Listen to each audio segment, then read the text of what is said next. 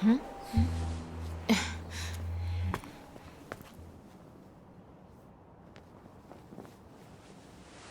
Oh dear. What happened to you? Wounded in battle. NFCS not functioning. I'm amazed you were even able to drag yourself here. This is gonna take a bit, so just hang tight. This is terrible. Your motor cortex is full of holes. I can't believe you even managed to walk here.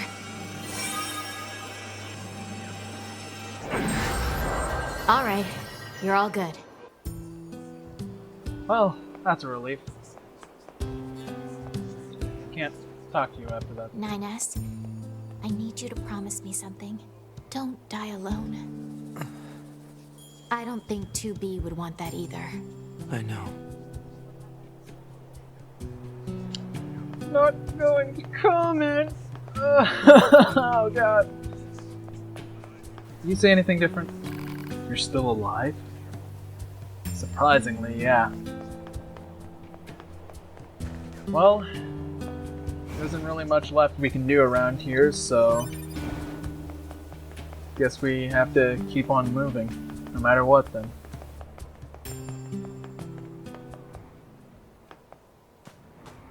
Pod, mark the next resource recovery unit on the map. Affirmative.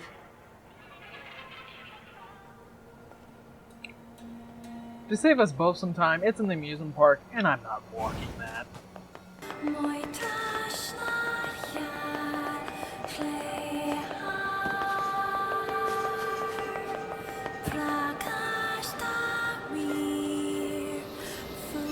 Hello. This is the Resource Recovery Unit. Now activating defense mode. Over and over.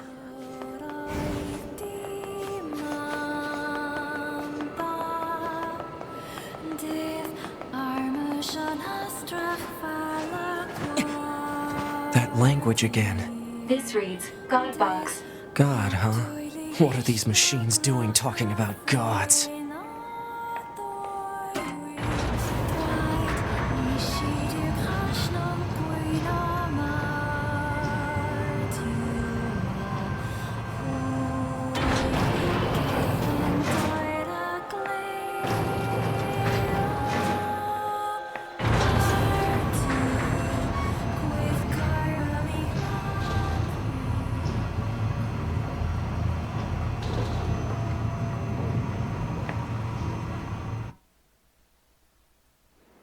Pod, why did the machines attack Pascal's village? Aren't they all the same? Unknown. Well, aren't you helpful? Proposal.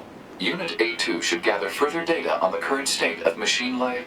Hello, and thank you for choosing Tower System Services. Huh? We've got some very exciting news for everyone today. There's only one lock left to remove from the tower subsystem.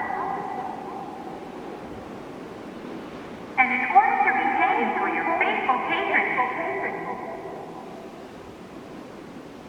whoever dismantles the final subsystem will earn a special prize.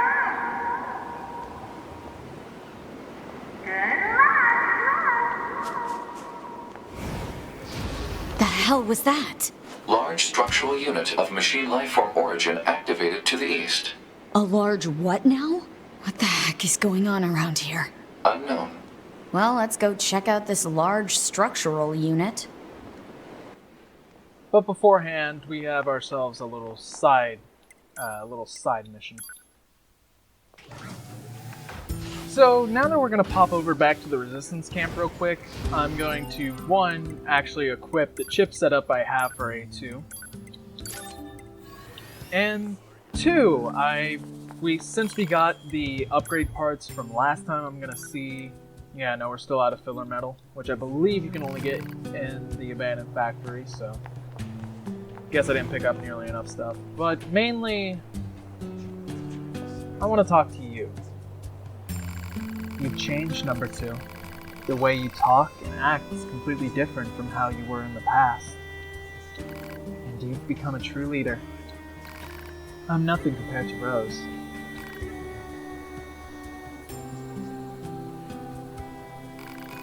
Actually, well, I have the records stored on that external drive. I thought I should preserve memories of the time we fought together. And I also think you have the right to see them. You and I must never forget. I know.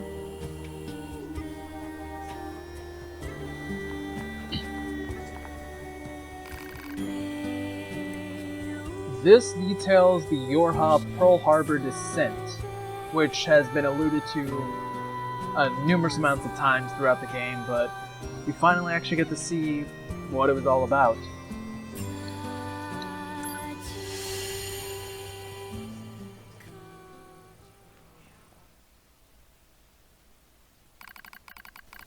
My name is Anemone, and I lead the Android Resistance.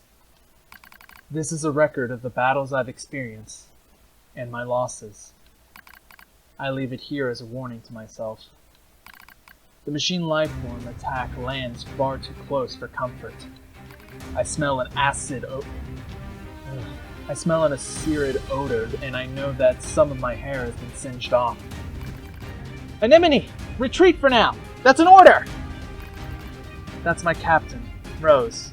I obey her without hesitation, running from the front as soon as I take out a few nearby enemies. Feet flying beneath me, I leap into the hastily built trench where my resistance comrades are gathered. How many battles is this now? The same sights and sounds, the same struggle of attrition.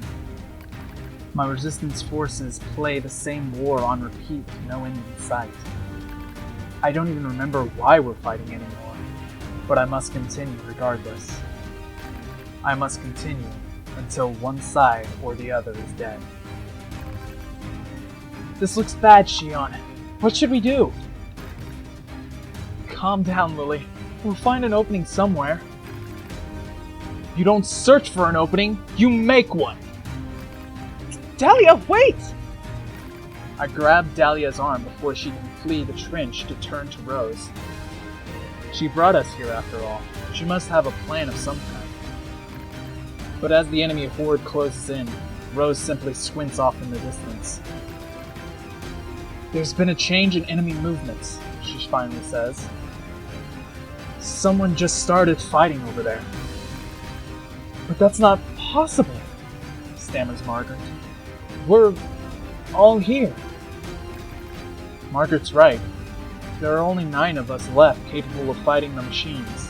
Captain Rose, Gerbera, Lily, Sonia, Erica, Margaret, Shion, Dahlia, and me, Anemone.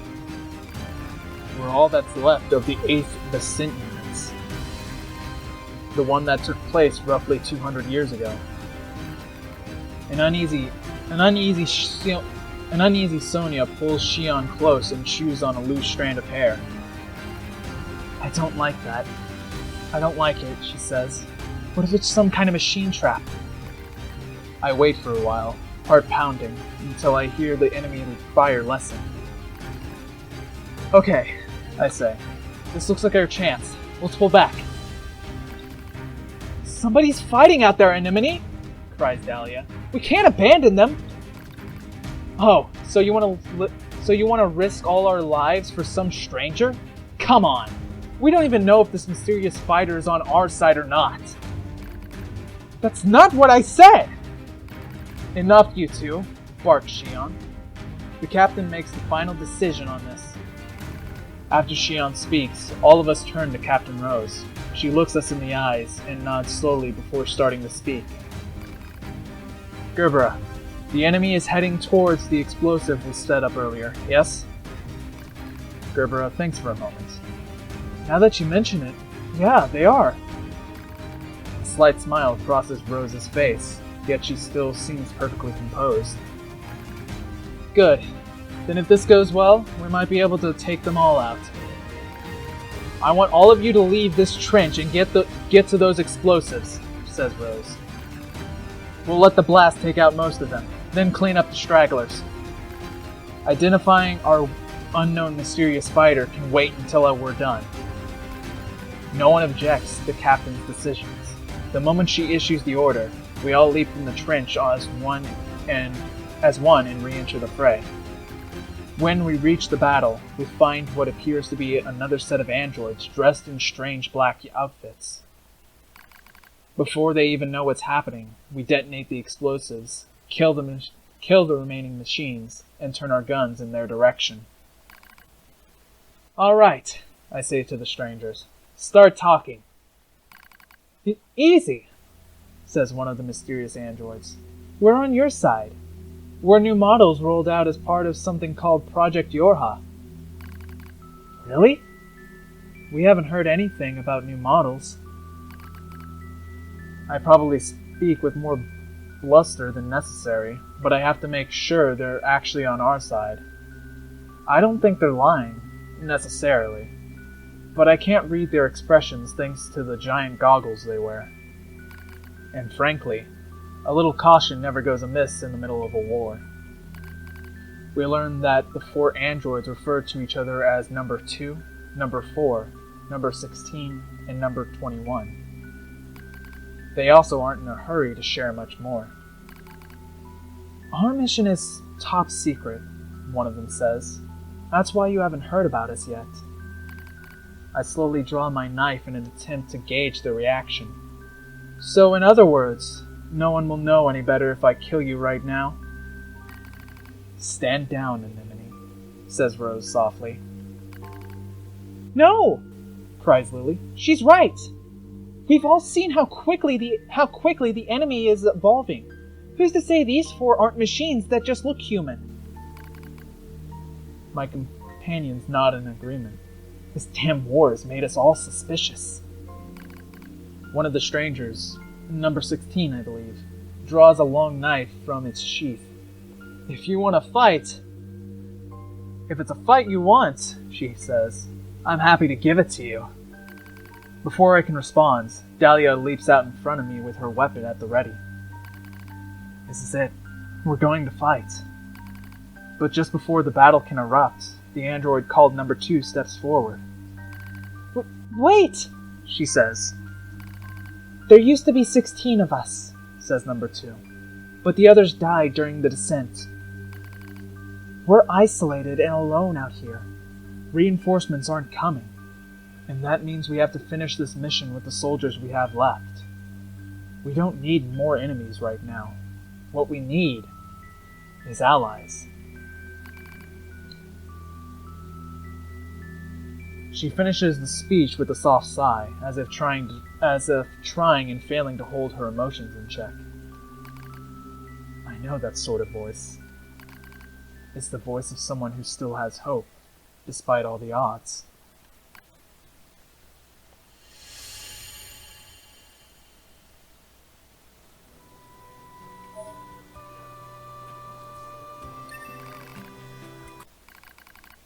According to the Yorha team, there's an enemy server beneath Mount Kala.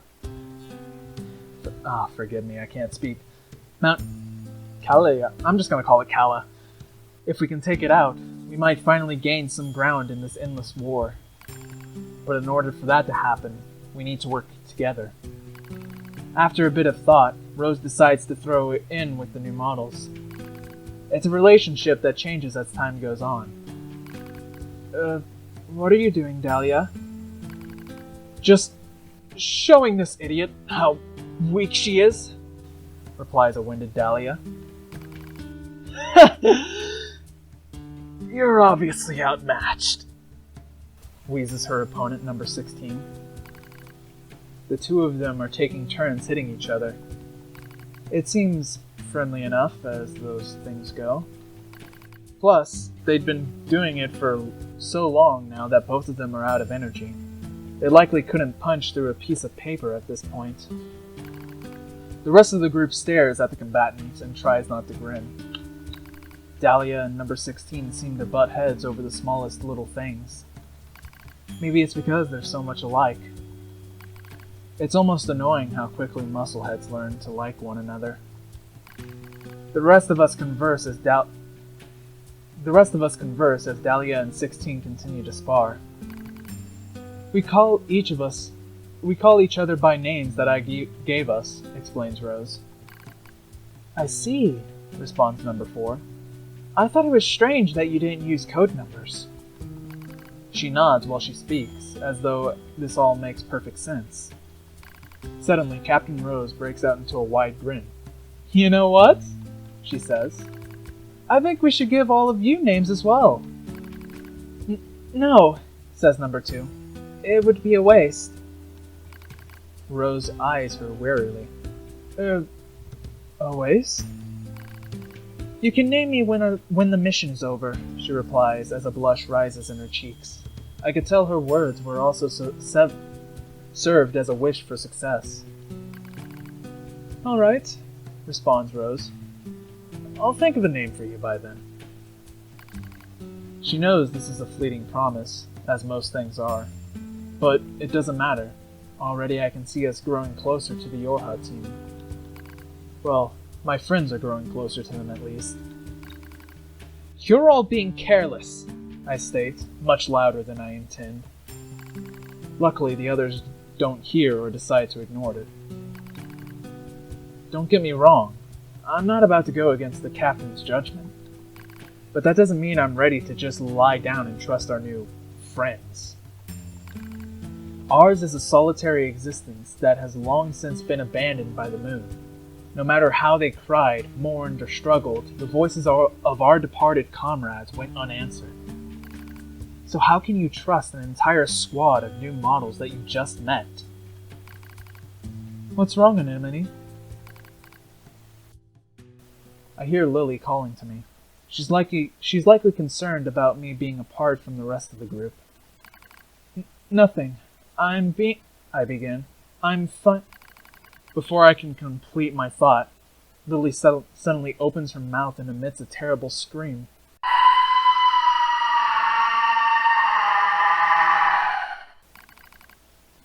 Lily's scream echoes throughout the entire camp.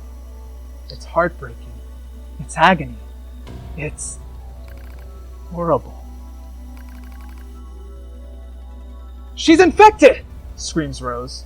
Lily's infected!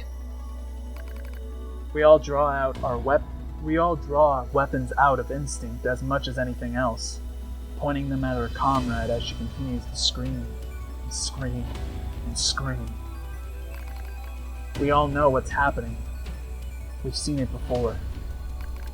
It's a logic virus, a machine weapon that hijacks android systems and overwrites their data. And since there's no known cure, it's also a death sentence. I need to show her mercy. I need to set her free. My finger rests on the trigger, yet I hesitate. And before I can make that final, fatal decision, I hear a voice rise up from somewhere behind me. Stop! You can't do this! You can't just let your friend die! It's number 21. The girl I thought to be cool and composed beyond all measure was now pleading with me to spare Lily's life. What do? What the hell do I do? Lily said you were like a family to her. You can't abandon family. Not before you exhaust every possibility. What can you do then? I'll use my power to erase the virus. That's impossible! Rose spat out what we were all thinking. But before we can act, Lily starts to send nearby comrades flying with impossible strength. I've seen infected androids before. I know how much damage they can do once the virus turns off their limiters. They'll fight and fight until they're utterly destroyed. Dahlia and number 16 rush into the fray, trying to suppress their former friend, but she swats them away like flies. How many of us have been infected now? How many friends have I been forced to put down? The heart I'm not supposed to have aches with the thought. It aches as though I remember all of the identification numbers that have been retired. When did I start giving them names? When did I decide I simply couldn't endure it any longer? Initiating reprogramming sequence. That voice. Number 21? She's screaming something about reprogramming. I don't know what to do. I'm lost. As my vision slowly clears, I see number 21 inputting commands into her terminal while number 2 and number 4 were holding her down. They hold her as she writhes, and Rose stares at me with surprise. Oh no. I'm holding Lily too.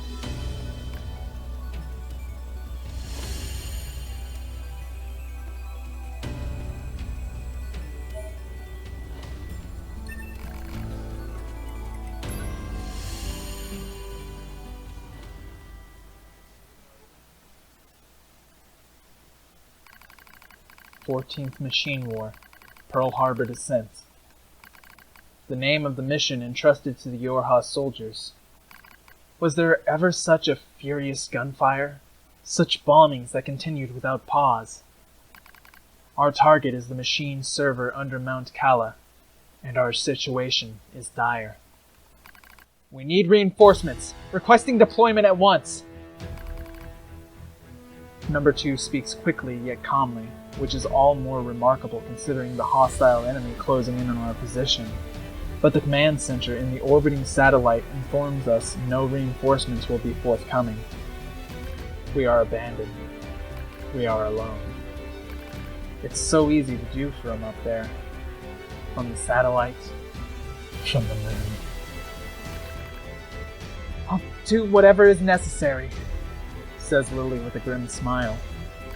Dahlia and Margaret quickly nod in agreement, as does number 16. They decide to join the rear guard, staying behind to be our shield, even though it comes at the cost of their own lives. Regardless, they all agreed without hesitation, for we in the vanguard would be joining them in death soon enough. Without another word, we turn our backs on each other and take up positions. We know this is the end. Dahlia and the others will buy us some time to reach the gate at Kala's Keep. Beyond that lies an elevator, and beyond that is the server. If we can destroy it, we'll deal a devastating blow to the machine lifeforms throughout the Pacific region.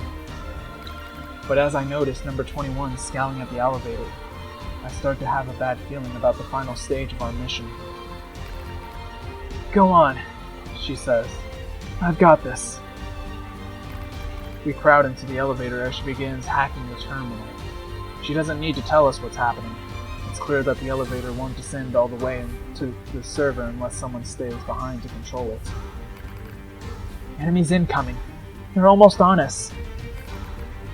As I speak, I suddenly find myself leaping from the elevator and taking up a position at number 21's side, almost as if my body is out of my control.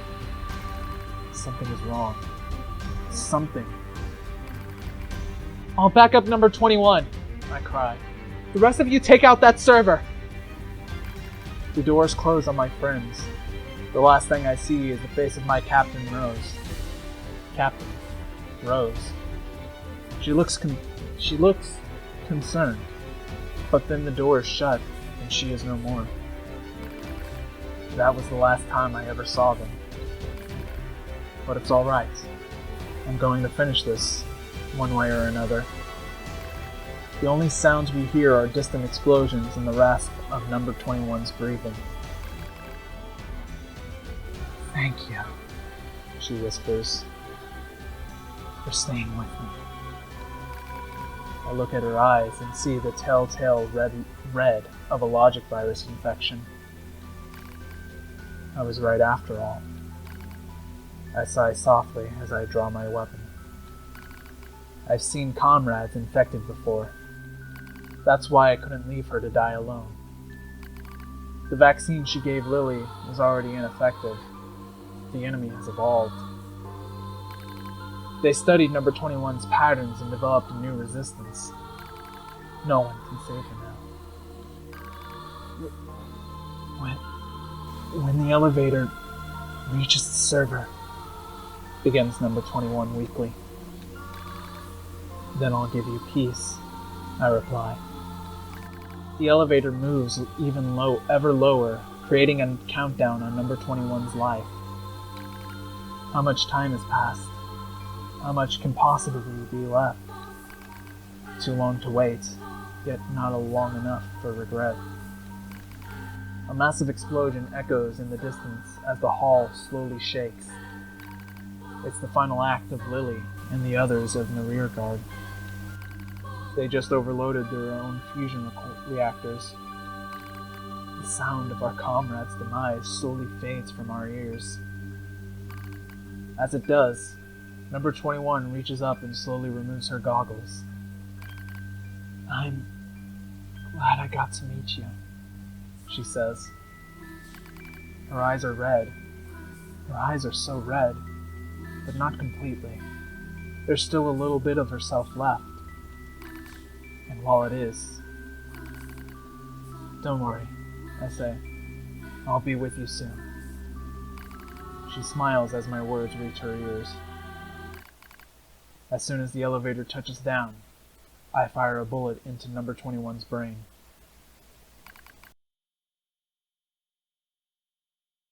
I watch the thing that used to be her tumble to the ground. I stare at the gun I hold in my trembling hands. I press it to my temple. This will end it all. The war. My meaningless existence. All of it. It will finally be over. Unforgivable. Unforgivable. Unforgivable. Unforgivable. Unforgivable. Your comrades sacrificed themselves and fight to their last breath. They feel suffering. They feel sadness. They feel pain and terror. And yet you would surrender now. Unforgivable. The voice is a battlefield curse, telling those who survive to see their mission through no matter what. It is another me, crying out. I scream at the top of my lungs and race down the hill, and race down the hall. "I'll show you! I'll show you. If you're going to push me, I'll show you. You'll only be satisfied if it ends with more killing." I leap into the fray with weapons in both hands. Here I am. Here I am. Here I am! Kill me! As I scream, an explosion suddenly rises up and sweeps everything away. A soft wind touches my cheek. I smell fire. I smell ash. The explosion in the server room was powerful enough to take out Mount Kala itself, reducing the once proud summit to a smoking crater. The machines immediately drop to the ground and stop moving. I look out over the scorched earth. Lily, number 16, Rose, number 2. Are any of you? I am the only one left. The only one. I was alive because I had been afraid to die. I begin to giggle. It's a mad thing, crazed even to my own ears. I'll join you soon. You promised to join her soon. How could I have said such vain, laughable words? Such lies! I laugh. I stand in the smoke and the flame and laugh until I think my very throat will tear itself in two. I blink. Daylight drifts through the smoke. I've been standing here all night. My laughter finally depleted. I force myself to my feet. I'm the coward who stayed behind, the coward who lived. Now it's my job to carry on the will of those who fought at my side. Since I can't kill myself, I have to fight until someone does it for me. I'll endure every hardship. I'll kill every machine I find. This is my cross to bear. I walk slowly into the west, dragging my broken body along.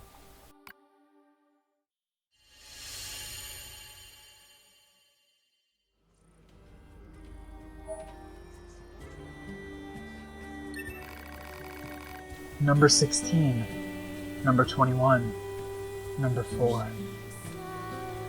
I'm sorry. I'm still alive. But I'll be joining you as soon as I finish some things up.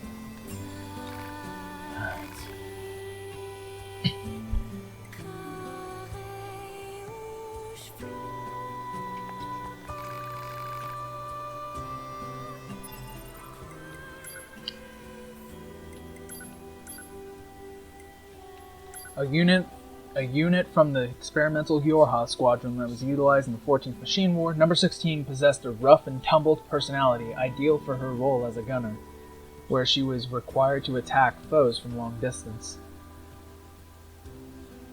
Though she possessed a defiant streak that extended even to her superiors, she was assigned to the mission anyway due to her tremendous offensive abilities. During her squad's assault on Mount Kala, number 16 volunteered to stay behind to hold off the machine lifeform army so her companions could continue up the mountain. She fought with great courage alongside members of a local resistance group and managed to hold off overwhelming numbers until the appearance of a Goliath that was unaffected by ordinary weaponry. Seeing no other way to end the fight, she chose to destroy the enemy by overloading and detonating her own fusion reactor. This act of self-sacrifice, despite her defiant nature, is one of remarkable interest and likely merits further study. A unit from the experimental Yorha squadron that was utilized during the 14th Machine War, number 21 possessed a cool and analytical personality that perfectly fit her role as a scanner. Her first, and perhaps most impressive, achievement was using her analytical abilities to cure a member of a local resistance group that had been infected by a logic virus. Unfortunately, she fell victim to the same virus shortly thereafter during the assault on Mount Kala's server. Though she fought valiantly, the virus had evolved into a form that she could no longer remove, which eventually led to her asking an allied unit to end her life. Experimental Yorha Unit number 21's initial success against the virus has been determined to be valuable information regarding how to construct barriers against machine lifeforms, and should be included in the basic systems of all subsequent Yorha Squadron members. Though attacker number 4 possessed an unusually bright and cheerful personality, she still managed to be effective when it came to engaging in close-quarters combat. In addition to providing a morale boost to the group, this unit also used her sunny disposition to form an alliance with the local resistance group. She was eventually killed during the assault on Mount Kala's server, the cause of which was self-directed overload of her own fusion reactor. Further research reveals that she undertook this action as a means of protecting her companion, attacker number 2. One further note, while this unit's cheerful personality provides certain benefits to overall unit morale, it was also responsible for a decrease in fighting spirit during intense combat. As such, it has been deemed inappropriate for future combat models. A unit from the experimental Yorha squadron. She specialized in close-quarters combat and was programmed to have a neutral personality. Attacker number 2 took command of the squadron after the death of its original captain, number 1. Despite issuing many questionable commands during her initial time of leadership role, she eventually formed a working relationship with the Resistance and succeeded in destroying the enemy server located on Mount Kala. I think it's actually pronounced Mount Kayala, or something, I don't know. While the experimental Yorha Unit number 2 possessed great growth and adaptability abilities, she also deserted her post following the destruction of the server, and as of this moment, she has yet to be apprehended Our R&D group is currently conducting further research to determine whether or not there were issues with this model's personality settings.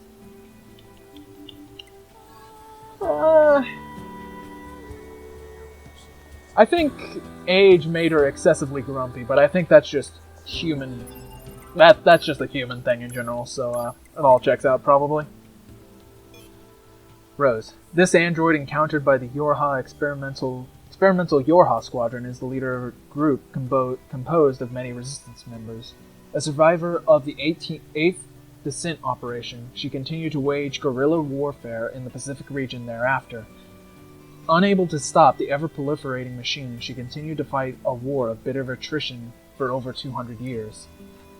After encountering the experimental Yorha squadron, she sought to change the tide of battle through fighting alongside them. She was destroyed by machine lifeforms in the server room underneath Mount Kala during the mission to destroy said server.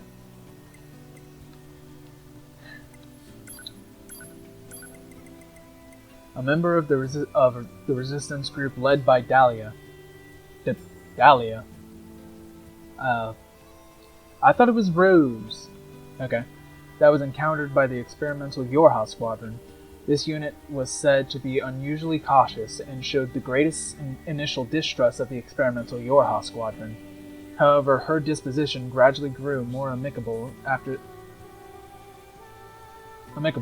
scanner number 21 managed to eradicate a logic virus that had infected one of her companions. She executed an infected number 21 in the elevator hall of Mount Kala's server facility and went missing shortly thereafter. 14th Machine War Pearl Harbor Descent Summary. For this descent, 12 experimental Yorha units were deployed to destroy the server located inside Mount Kala on Ahu Island. However, they encountered heavy enemy anti-air defenses during the initial stage of the mission, resulting in the death of all but four squad members. The remaining units then joined up with members of a local resistance movement and decided to continue the mission despite their initial losses. Even in the face of the fierce enemy counterstrike and overwhelming numerical odds, a handful of units managed to reach the target location, at which point Unit Number 4 overloaded her fusion reactor and destroyed the enemy server.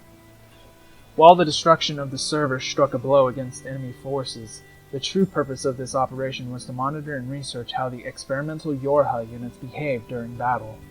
This information would then be studied and integrated into new Yorha models once the project were to proceed past the experimental phase. One note of concern: it has been verified that black box signals of the experimental unit Attacker Number 2 remains live, due to the possibility of the unit being captured and compromised by the enemy, and due to the unit's existence itself being a matter of highest level confidentiality. It has been decided that it will be recovered or disposed of by the Type E division once that group is fully operational.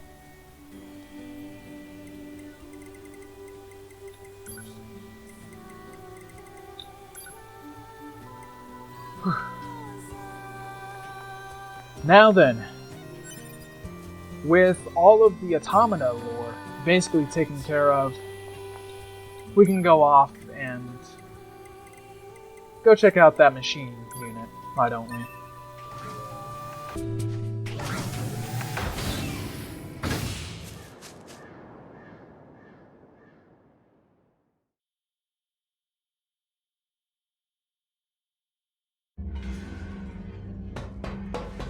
Alert. Excessive combat activity will put unacceptable strain on your body. Shut up! Negative. This support unit is assigned to Yorha Unit 9S. As such, being concerned for said unit's well-being is a requirement. Whatever.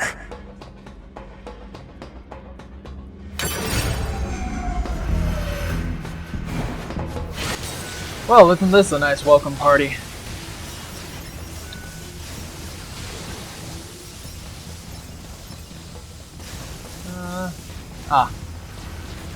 So this might actually end up being a lot more annoying due to the fact that we don't have lock-on anymore, but you know what? I'm gonna stick to my guns. Besides, we got Shockwave. It's the worst that could happen. And in reality, I should probably change my chip setup back over to 9S's setup, but I don't care. It's not like we're being challenged in any way anyway. It's not like we're really being challenged by anything right now anyway.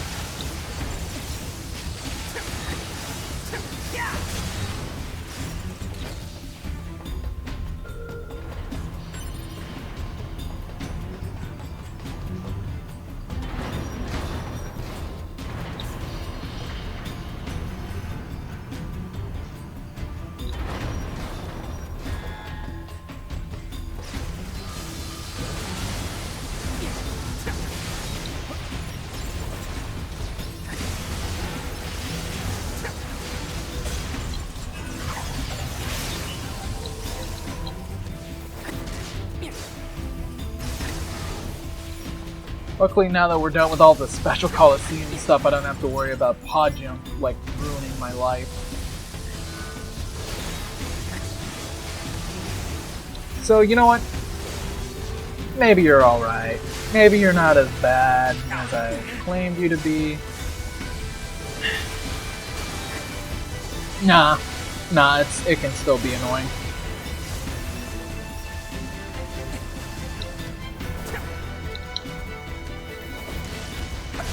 I don't know why they're not attacking when I'm at close range, though. Actually, even these guys have attack cycles now that I think about it. By that I mean they'll have a certain amount of time that they'll attack and then they need to light their eyes up to do it again.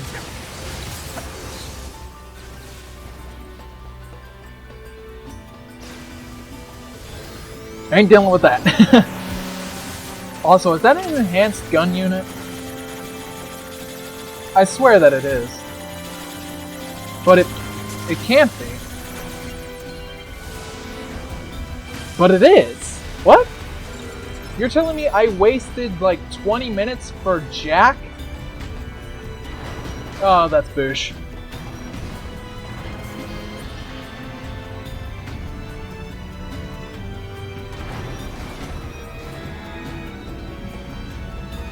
Huh, where have I seen this before? Now I'm really wishing. You know what? I'm gonna... Or they're just not gonna move at all. Also, this is the only place you can get the medium flyer amusement park unit, so... They even put a unique enemy in the tower for us. How nice. Or not tower, the resource unit.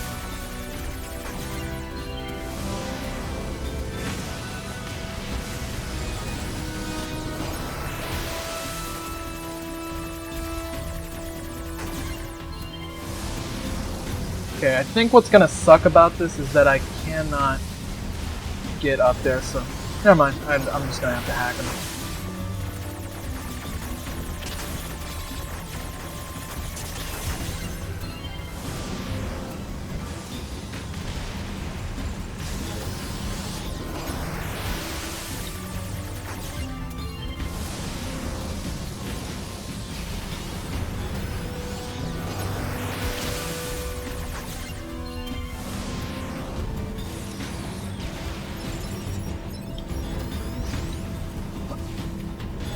You can aim 9S. Guess I gotta get the reticle there.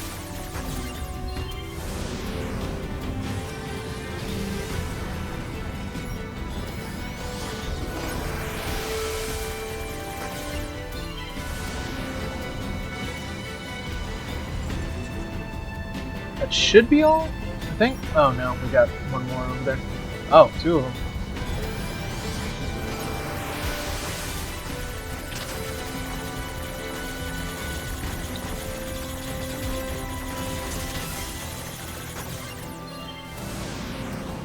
Also, I'm fairly sure that 8-bit music is sounding a little different, I believe. I can't really hear it too well because my audio is kind of turned down, so I don't get like any feedback from Audacity. Because my headset is really great like that.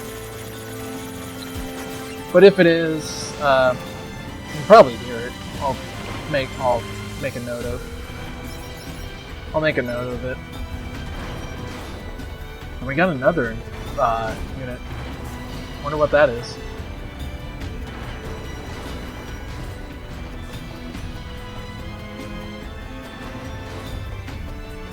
Oh wow! We got a nice freebie. How nice. How wonderful, right? I swear to God that was an ambush. I swear on it. That's not one core.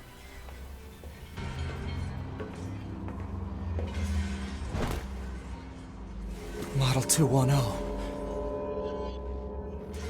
Operator?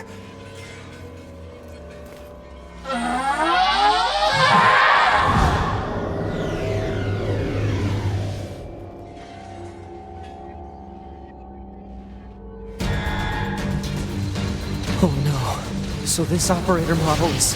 Affirmative. Operator 210 volunteered to undergo Type B equipment transition during previous descent. Sent to front lines as Unit 21B. Recorded as missing in action 4 hours later. No.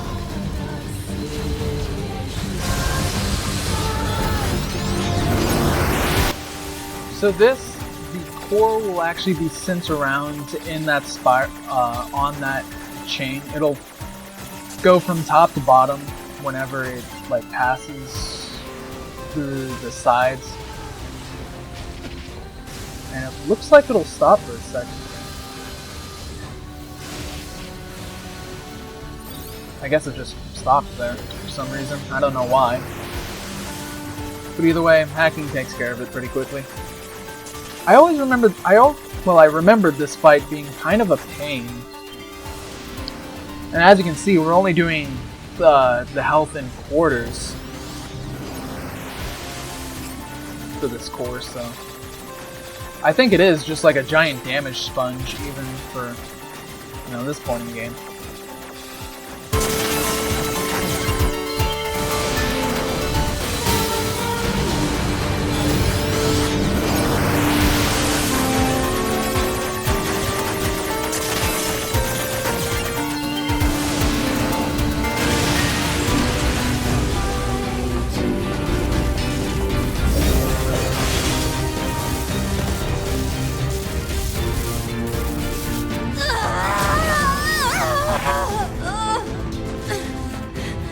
Operator!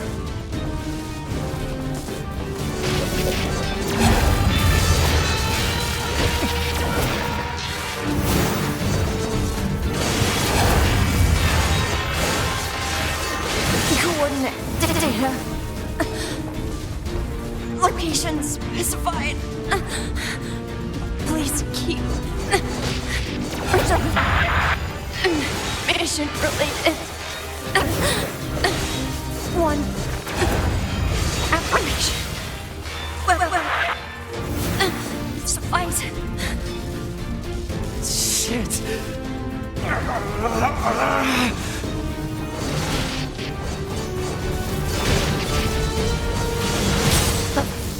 Friendly to be with. Please. Kill.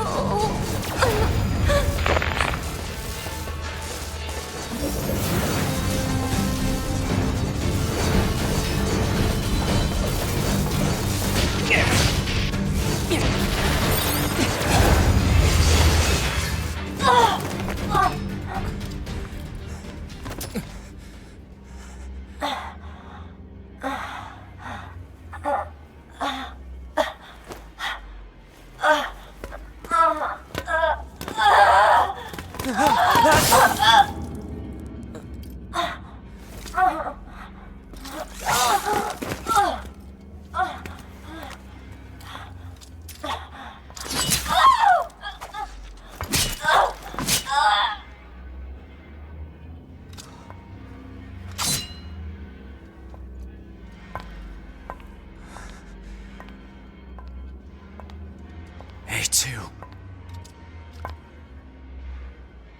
2B told me. She told me she wanted you to become a good person. You... Don't you dare talk to me about 2B!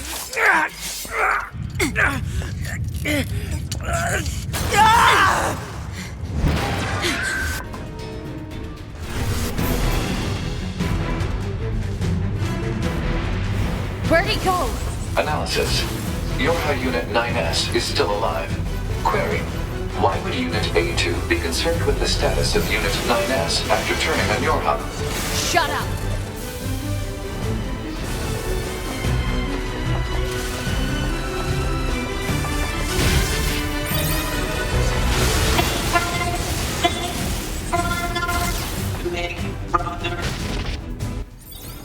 I have no idea what hit me there. Huh.